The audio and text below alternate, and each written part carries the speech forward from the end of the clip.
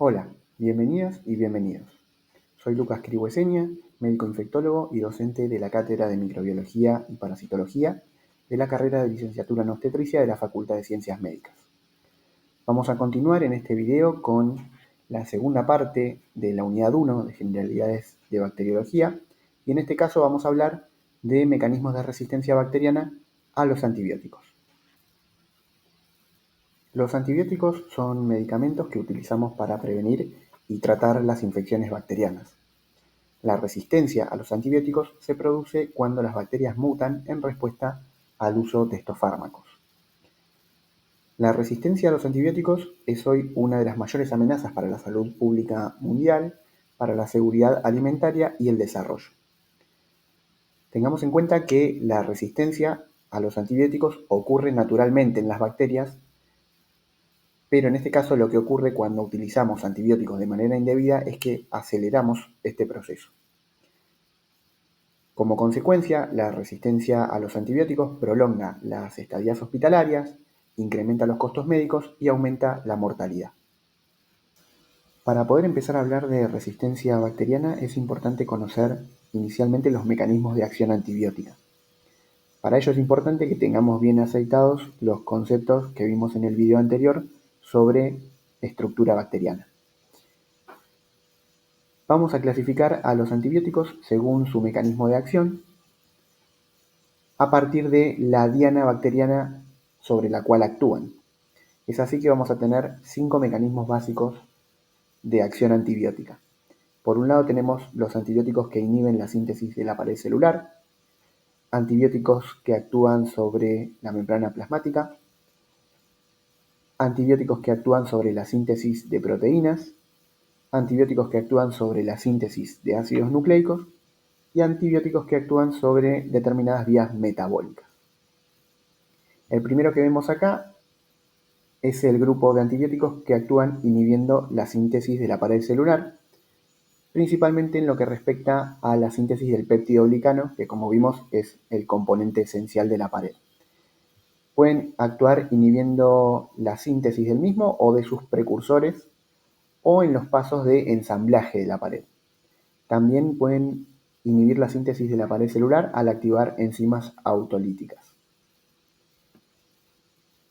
El segundo mecanismo de acción por el cual pueden actuar es sobre la membrana plasmática, ya sea también inhibiendo la síntesis de sus componentes o formando poros en la membrana que aumentan la permeabilidad, haciendo que el contenido celular salga al exterior y generando la lisis de la célula. El tercer grupo de antibióticos es el grupo que actúan inhibiendo la síntesis de proteínas, ya sea bloqueando la unión al ribosoma bacteriano o inhibiendo la transcripción o la unión del ARN de transferencia con el ARN mensajero. El cuarto grupo de antibióticos son aquellos que actúan inhibiendo la síntesis de ácidos nucleicos, ya sea inhibiendo directamente la síntesis del ARN mensajero o las enzimas necesarias para la replicación, como las topoisomerasas, las quirasas o las polimerasas. Y por último, el quinto grupo de antibióticos es aquel que actúa inhibiendo vías metabólicas importantes para la célula bacteriana, como pueden ser la síntesis de ácido fólico. En esta figura podemos ver, a modo de resumen, los 5 mecanismos de acción básicos por los que actúan los antibióticos. Vemos acá arriba a la derecha el grupo de antibióticos que actúan sobre la pared celular, que los llamamos bactericidas, ya que producen la muerte celular, para diferenciarlo de otro grupo de antibióticos que los llamamos bacteriostáticos, ya que detienen o ralentizan el crecimiento bacteriano sin matar a la célula. De todas maneras, tengamos en cuenta que la definición de bacteriostático no es absoluta, sino que es relativa, ya que depende de las concentraciones que alcance el antibiótico y de la bacteria que se esté tratando. Pero bien, los que actúan sobre la pared celular siempre van a ocasionar la muerte bacteriana y por lo tanto los llamamos bactericidas. E incluyen los grupos de penicilinas, cefalosporinas, carbapenemes, vancomicina, fosfomicina e isoniazida.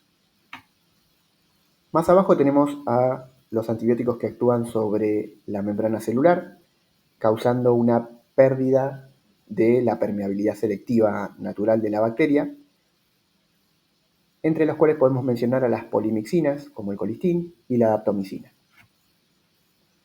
Arriba a la izquierda tenemos a los que actúan sobre la síntesis de proteínas, uniéndose al ribosoma bacteriano, y los podemos diferenciar según a qué subunidad del ribosoma se unen. Tenemos los que se unen a la subunidad 50S, que incluyen a la eritromicina y la clindamicina, o los que se unen a la subunidad 30S, entre los que podemos mencionar a los aminoglucósidos y las tetraciclinas.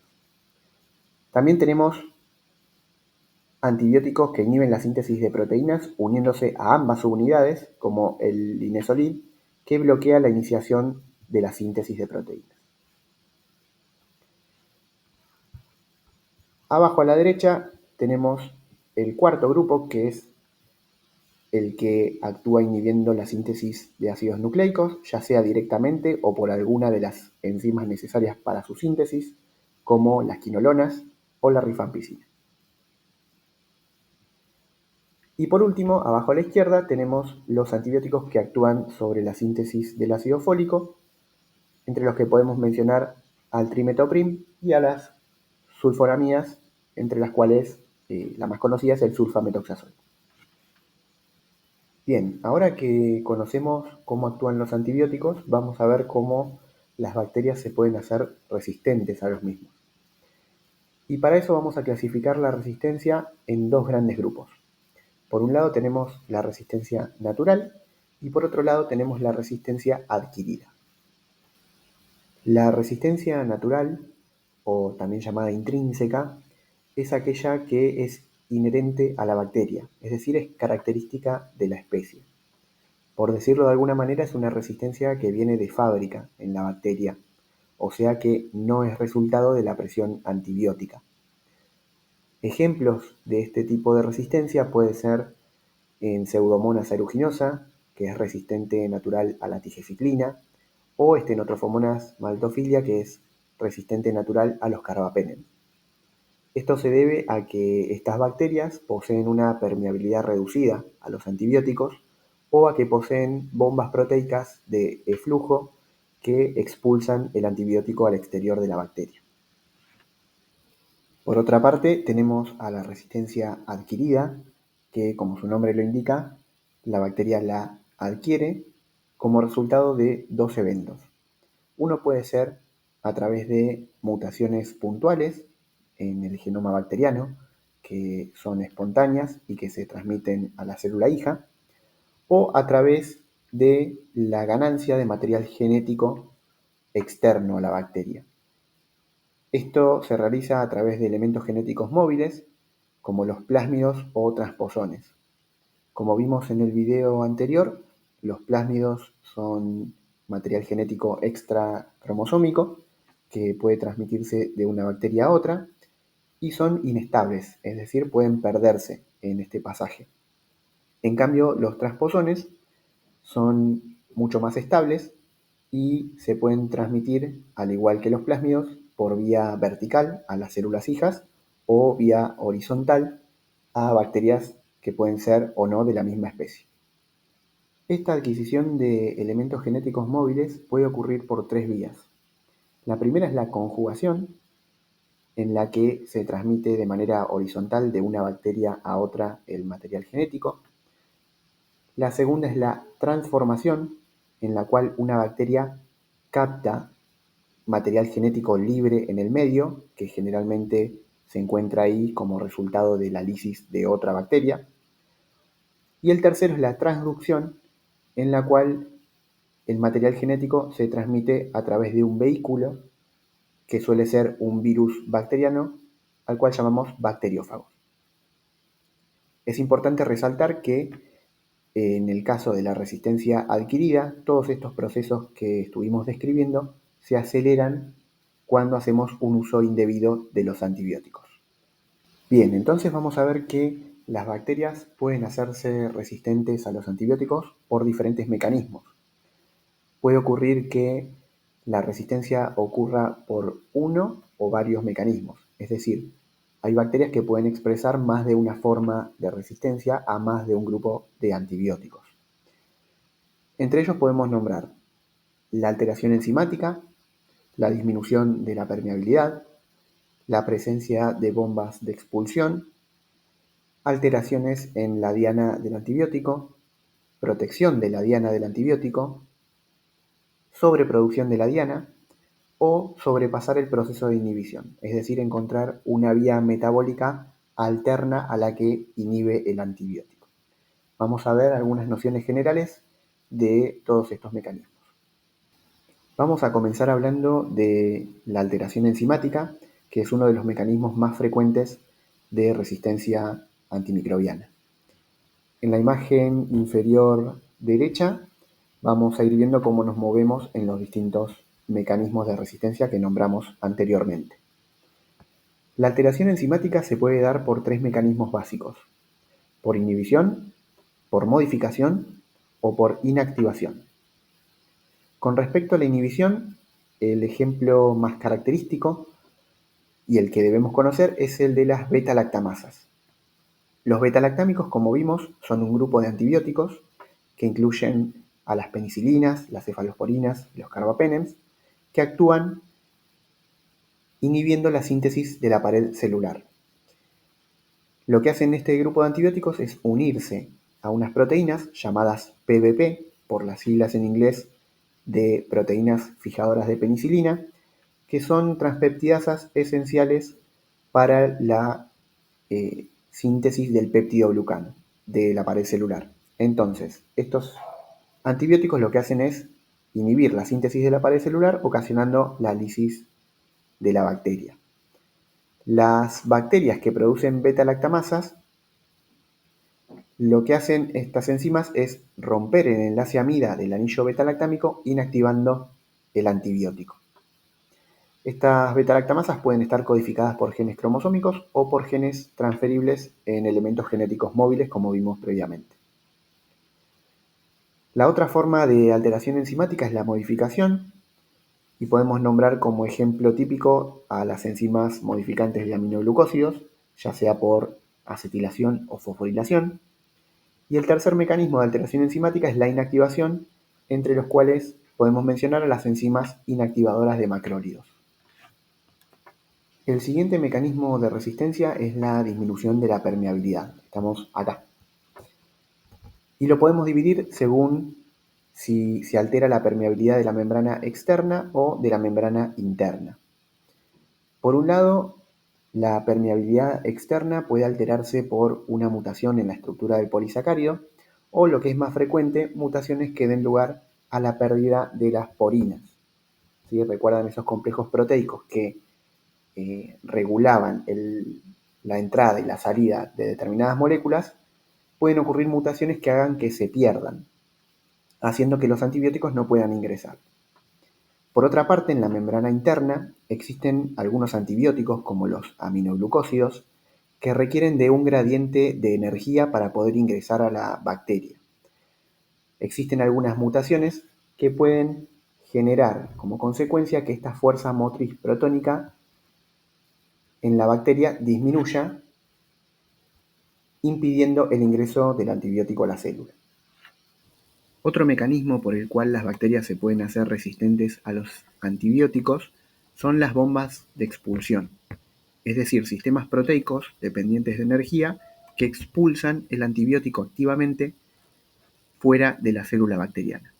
Este mecanismo se reconoce cada vez más como un mecanismo habitual de resistencia en muchos patógenos relevantes desde el punto de vista clínico. La mayoría, como dijimos, son sistemas proteicos dependientes de energía que pueden funcionar para la expulsión de alguna clase específica de antimicrobiano, o también pueden ser sistemas multicomponentes que favorecen la expulsión activa de antibióticos, como por ejemplo los macrólidos, las quinolonas, las tetraciclinas y los beta-lactámicos. Y para finalizar con mecanismos de resistencia bacteriana, vamos a hablar de alteraciones de los sitios diana y desvío metabólico. Con respecto a la alteración de las diana, Esta se puede dar por una alteración del sitio de unión, por protección de la diana o por sobreproducción de la diana.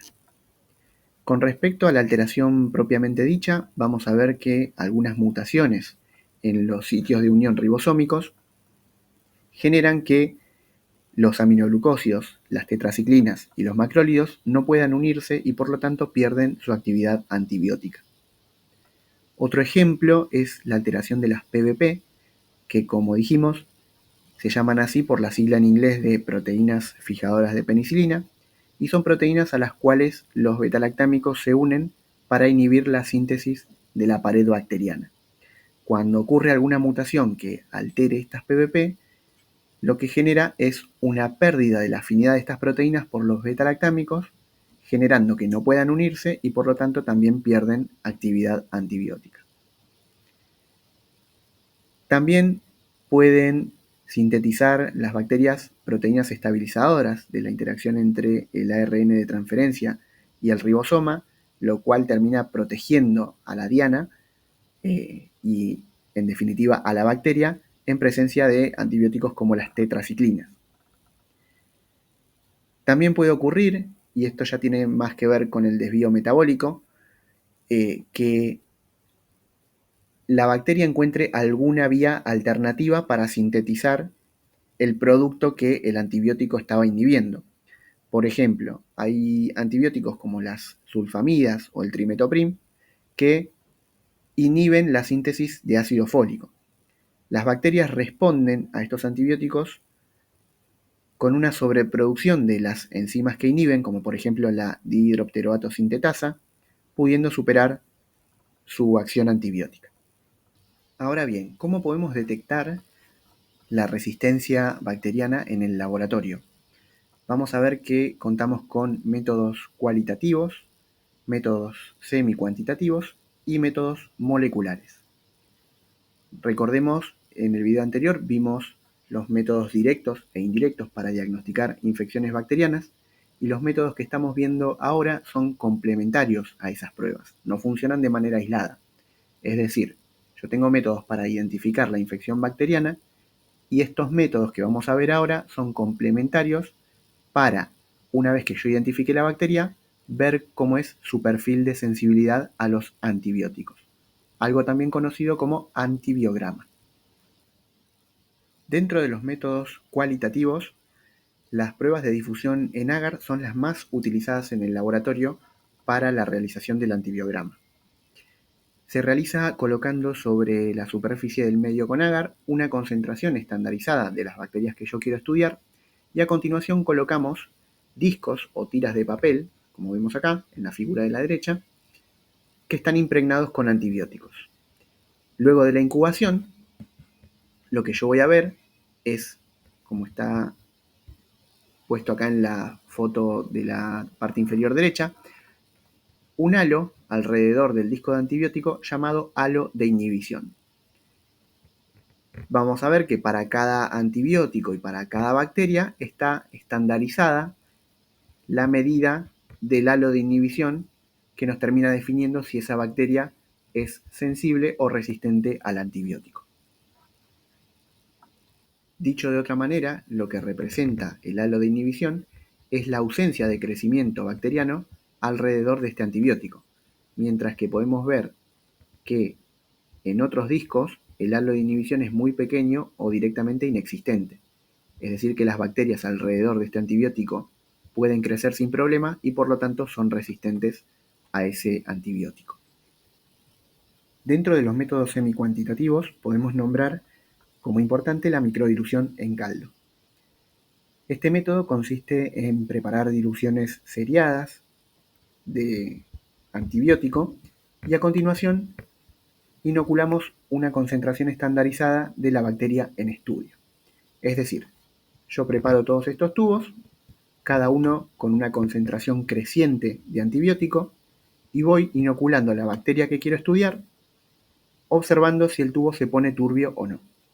La presencia de turbidez lo que refleja es el crecimiento bacteriano.